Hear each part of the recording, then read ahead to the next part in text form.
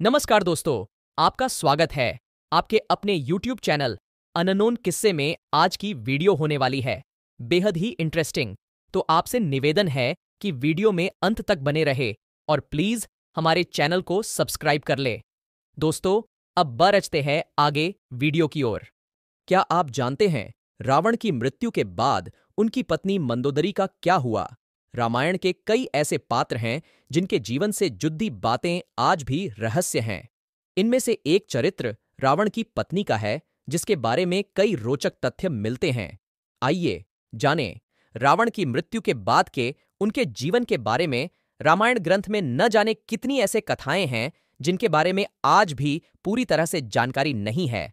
ऐसी ही एक कथा है रावण की पत्नी मंदोदरी के जीवन और रावण की मृत्यु के बाद के उनके जीवन के बारे में। हिंदू महाकाव्य रामायण के अनुसार लंका के राजा रावण की रानी के रूप में मंदोदरी को वर्णित किया जाता है। रामायण में उन्हें सुंदर, पवित्र और पतिव्रता स्त्री के रूप में दिखाया गया है।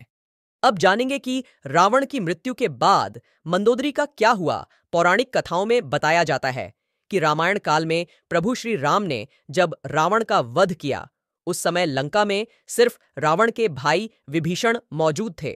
उस समय राम जी ने विभीषण का राज्याभिषेक कर दिया और उन्हें लंकापति नियुक्त किया। उस समय मंदोदरी ने विभीषण की शरण ले और उनकी पत्नी के रूप में जीवन व्यतीत करने लगीं। हालांकि रामायण में इस बात का कहीं बहुत ज्यादा जिक्र नहीं है और कुछ लोगों का मानना यह भी है कि रावण की मृत्यु के बाद मंदोदरी ने मृत्यु को चुना और वो सती हो गईं।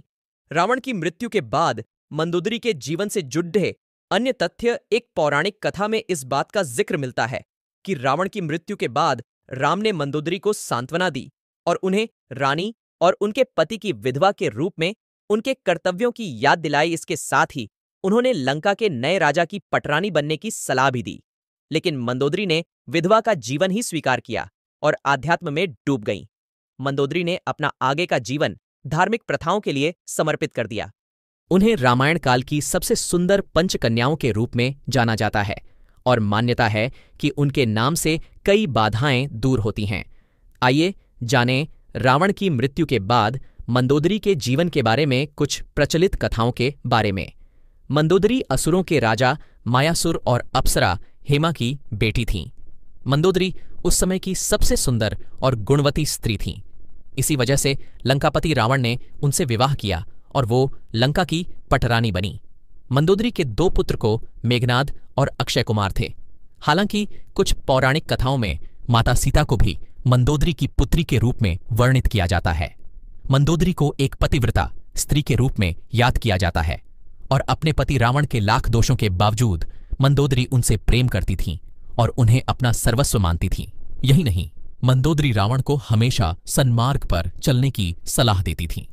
रामायण में रावण के प्रति उसके प्रेम और निष्ठा का वर्णन मिलता है। हालांकि इसका भी कोई ठोस प्रमाण नहीं मिलता है और यह इस तथ्य पर आधारित है कि मंदोदरी एक धर्मपरायण स्त्री थीं और शायद इसी वजह से रावण की मृत्यु के बाद उन्होंने ऐसे ही जीवन को अपनाया होगा। कुछ लोगों का मानना है कि रावण की मृत्यु के बाद मंदोदरी ने विभीषण से विवाह कर लिया। अगर आप इस विषय पर वीडियो देखना चाहते हैं, आपको ये वीडियो कैसी लगी कमेंट में जरूर बताएं। वीडियो को ज्यादा से ज्यादा लाइक, शेयर और सब्सक्राइब करना न भूले। बने रहे अपने चैनल जायोटिसोलॉजी के साथ।